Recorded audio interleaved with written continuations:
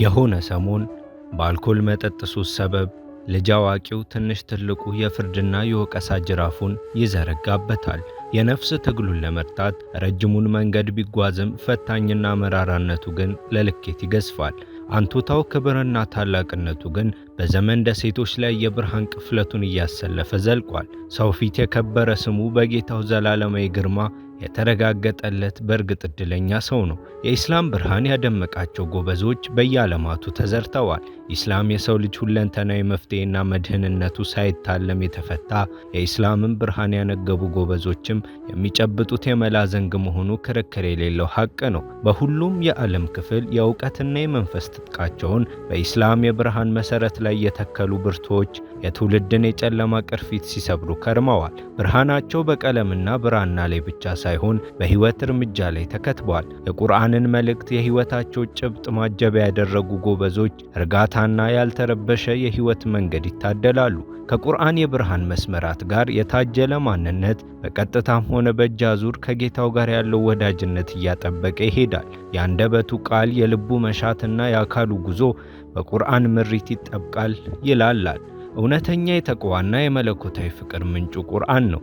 የኢስላም መርሆችና የሥርዓት ንድፎች መጀመሪያና መጨረሻውም የኢስላም መርሆችና የሥርዓት ንድፎች መጀመሪያና መጨረሻውም ስማቸው በየጆሮ ሁላ ላይ ሰልጥኗል። ስማቸው ያምራል፣ ኸበራቸው ያበራል።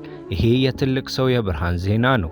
ለአንደበት የሚጣፍጥ ለጆሮም የሚሰላ ሕይወትና ጉዞ ገና በስማቸው ከኢስላም ብርሃን ጋር ተሳስረው ወደ ትውስታ ከተፍ የሚሉ የትውልዶች አይነታ የዘመን ተምሳሌትና ስሌት የኩፋው የኢልም የትልቅነት ማድ በህንድ ያበሩ ጀንበርና ጨረቃ ከዓለም ጫፍ እስከ ጫፍ ብርሃናማ ትውስታቸውን የዘረጉ የመንፈሳዊነት አንድ ሰበዝ ከጠላት ፊት የራስን ምኞትና ከንቱ ሐሳብ መመከትን የሰበኩ የነፍስን ስሪትና ንጽህና የተረኩ ጥልቅና ድንቅ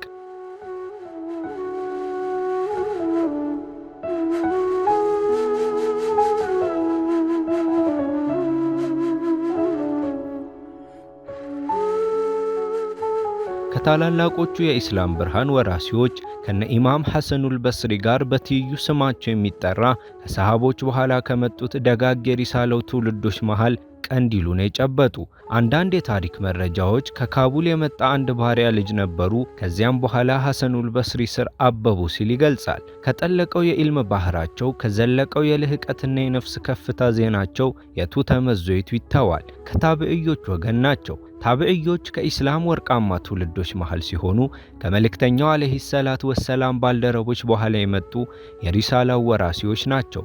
ታብዕዮች በሶስት መስፈርቶች ላይ ተመስርተው ይሰየማሉ።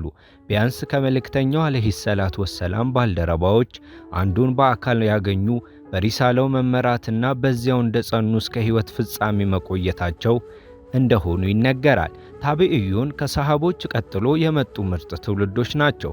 ይህም ከአላህ መልእክተኛ አለይሂ ሰላቱ ወሰላም ትውፊታዊ ንግግር የተቀዳ መሆኑ ግልጽ ነው። ታብዕዩን በአብዛኞቹ የሙስሊም ሊቃውንት በሶስት እንደሚከፈሉ ይነገራል። ከመካ መከፈት በፊት ኢስላምን የተቀበሉ የሰሃባዎች ተማሪዎች፣ ከመካ ድል በኋላ እስልምናን የተቀበሉ የሰሃባ ተማሪዎችና የአላህ መልእክተኛን አለይሂ ሰላቱ ወሰላም በነበሩ ወቅት በዕድሜ ብቁ ያልነበሩ የሰሃባ ተማሪዎች እንደሆኑ ይተረካል። ኢስላምን የሪሳላ ፍኖት የተጠጉ ብርቶች ዘመናት በሄዱም አንቱታቸው እየገዘፈ እንጂ ትዘታቸው እየኮሰሰ አይሄድም። ከነዚሁ የአንቱታ ባለሟሎች መሃል ናቸው በበስራ ምድር እንዳበሩ የኖሩት ኢማም ማሊክ ኢብኑ ዲናር። ስማቸው በእርግጥ ለልጅ አዋቂው እንግዳና አዲስ አይደለም። ኢማም ማሊክ ኢብኑ ዲናር በጽኑ መንፈሳዊ ይዘትና ቀመር ዓለምን በኢስላም ውበትና ግርማ አዳርሰዋል። በዘመኑ በእጅግ ከፈኩና ካበሩት የኢስላም ውበቶች መሃል የሆኑት የኩፋው ተወላጅ ኢማም ማሊክ ኢብኑ ዲናር ከልቦናና ከመንፈስ ጋር የሚደረግን ትግል ወይም ውስጣዊ ጂሃድን ሲያስተምሩ ኖረዋል። ከዛ ቀድሞ ማሊክ ኢብኑ ዲናር አልኮሆል የሚጠጡና ኃጢአተኛ በሚል አላፊ አግዳሚው የሚወቅሳቸው ነበሩ። በጣም የሚወዷት አንዲት ትንሽ ልጅ ነበረቻቸው። ጨቅላዋ በዱንያ ብዙ አልከረመችም። 2 ዓመት እንደሞላት የዱንያን አልጋ ለቀቀች። ይህ ደግሞ ለማሊክ ኢብኑ ዲናር እጅግ የከፋ የሐዘን ስሜትን የጣለ ነበር። አንድ ሌሊት ታዲያ ማሊክ ኢብኑ ዲናር አልኮሆል ከጠጡ በኋላ ወደ እንቅልፋቸው ተመሩ። በዕለቱ ለጌታቸው የሚገባውን አምልኮ ሰላት አልፈጸሙም። ሌት በእንቅልፋቸው ግን አንዳች የሚያስፈራ ህልም ተመለከቱ። የፍርዱ ቀን እንደደረሰ ያህል የሰው ልጆች ከመቃብራቸው ወለል ላይ እየተነቀሉ በትንሣኤ ፍርድ ፊት ሲነቁ አስተዋሉ። ከዚያ ሁሉ የሰው ልጅ ፍጥረትና ሰልፍ መሃል ደግሞ ማሊክ ኢብኑ ዲናር ራሳቸውን ተመለከቱት። ህልሙ ባጭሩ ማሊክ ኢብኑ ዲናር በአውሬ ሲሳደዱና የኋላ ኋላ ከልጃቸው ሲገናኙ ቆይቶም የቢሻራ ጭላንጭል ሲመለከቱ የሚያበቃ ነው።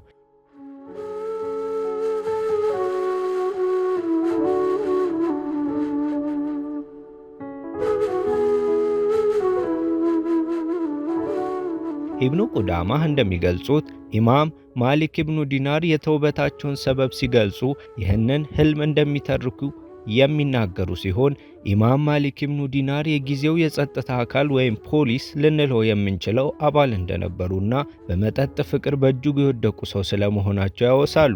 ጊዜው የሻዕባን ወር ሆኖ ጁምዓ ምሽት እንደነበርም ያስታውሳሉ። ይህ እንግዲህ የታላቁን ሰው ታላቅ የተውበትና የምልሰት ጉዞ የሰራ ግዙፍ አጋጣሚ ነው። በህልሙ ውስጥ ማሊክ ኢብኑ ዲናር ከሚያሳድዷቸው ግዙፍ አውሬዎች ሸሽተው ሲጓዙ እጅግ ውብና ብርሃናማ ተራራ ተመልክተዋል።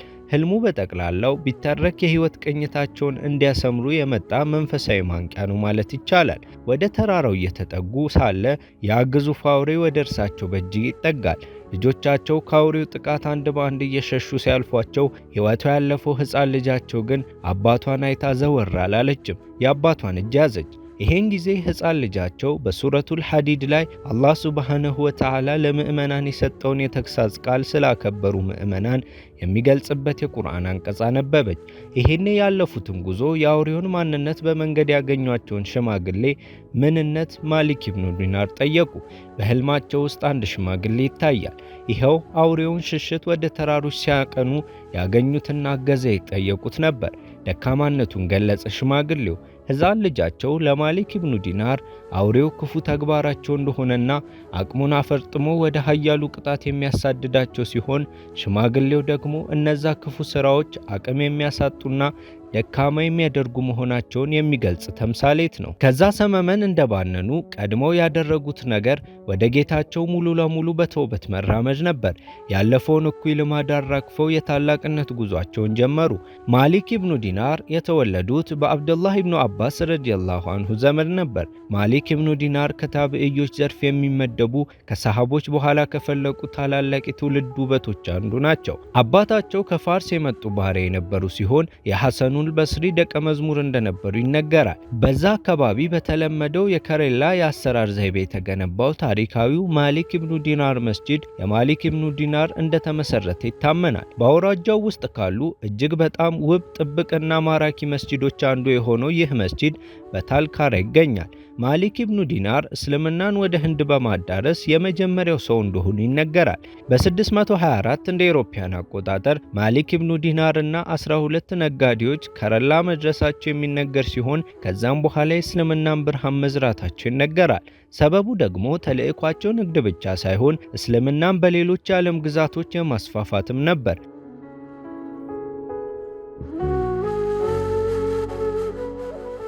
ልኡኩ ሸራፍ ኢብኑ ማሊክ ኢብኑ ዲናር እና የወንድማቸው ልጅ ማሊክ ኢብኑ ሐቢብ ኢብኑ ማሊክን ያካተተ ነበር።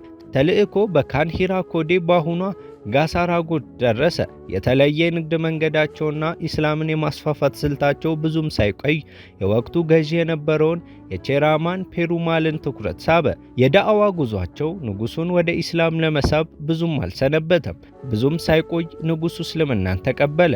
መስጂዱ የታነጸውም በ642 እንደ አውሮፓውያን አቆጣጠር ነበር። ከበርካታ ምዕተ ዓመታት በኋላ መስጂዱ በ809 እንደ አውሮፓውያን አቆጣጠር በሀገሬው ተወላጆች እንደገና እንደታነጸ ይነገራል። መስጂዱ የማሊክ ኢብኑ ዲናር የእስልምና ዳዕዋ ጉዞና የሪሳላ መንገድ የተቃኘበትን ውብ አሻራ የሚያስመለክቱ ቅርሶችና ትውስታዎችን አዝሏል። ማሊክ ኢብኑ ዲናር በቁርአን ላይ ጥልቅ እውቀትና አብሰልስሎት የነበራቸው ሊቅ ናቸው። እነ አነስ ኢብኑ ማሊክ፣ ሐሰኑል በስሪ፣ ራቢዓተል አደውያና ከመሰል የዘመናቸው ሊቃውንት ጋር ታላላቅ አበርክቶና ስብዕና ገንብተው አልፈዋል። ቁርአንን በመተርጎምና በመተንተን በርካታ ደረሶችን ገድተዋል። ማሊክ ኢብኑ ዲናር እጅግ አንደበተ ርቱዕ እንደነበሩ ሲነገር ቃላቸውን ለመስማት በርካቶች ይጓጓሉ። ማሊክ ኢብኑ ዲናር ከሳቸው በኋላ ለመጡትም በዘመናቸው ለነበሩትም ሊቃውንት ፋና ወጊ እንደነበሩ አይካድም። የነፍስና ውስጣዊ መገራት ላይ በጥልቅ የሚታወቁት ማሊክ ኢብኑ ዲናር የነፍስን ጂሃድ በጥልቀት ከተነተኑ ሊቃውንት መሃል ከቀዳሚዎች ይመደባሉ።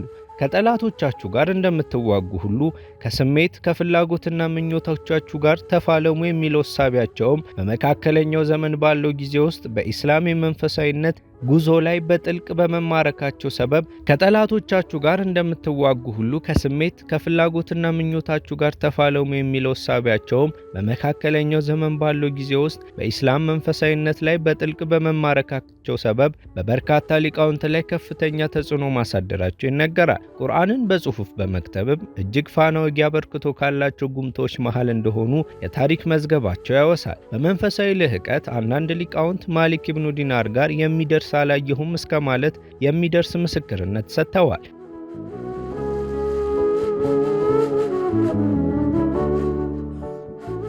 በታቢዒዮች ውስጥ እጅግ ከፍ ካሉ ስሞች መሃል መሆናቸው ሲነገር የህይወት ታሪካቸው ዝርዝር መልክ ለማግኘት ጥቂት አዳጋች ነው። በህንድ ኢስላም በእጅጉ እንዲስፋፋ ያደረጉት ማሊክ ኢብኑ ዲናር ንጉሱ ባደረገላቸው እገዛ ግዙፉን መስጂድ እውን ማድረግ ችለዋል። በእሳቸው ዙሪያ በርካታ ታሪኮችና አጋጣሚዎች የሚወጉ ሲሆን በመንፈሳዊ ልዕልናና ዊላያ በእጅጉ የሚጠሩ ታቢዒ ናቸው። በ748 በኩፋ ኢራቅ ወደ አኺራ መሻገራቸው ሲነገር በ90 ዓመት ዕድሜያቸው በስራ ላይ ወደማይቀረው ሀገር ተሻግረዋል የሚሉ ትርክቶችም ይደመጣሉ። ያም አለ ይህ በኢስላም ውስጥ እጅግ ነክሰው ከሚጠሩ ስሞች መሃል ማሊክ ኢብኑ ዲናር ከገዘፉት ናቸው። ሕይወታቸውና የሕይወት መንገዳቸውን ለቃኘ እጅግ አስገራሚና ውብ እውነቶችን ይቀስማል። አላህ ሱብሓነሁ ወተዓላ ዘላቂ ዓለማቸውን አስምሮት በጠፊዋ ምድር የጸናው ስማቸውን እስከ ዓለም ማብቂያ የድልና የንቃት ማሾ ያድርገው። ውስጥ ውጩ ላይ ታቹ አማን ይሁን።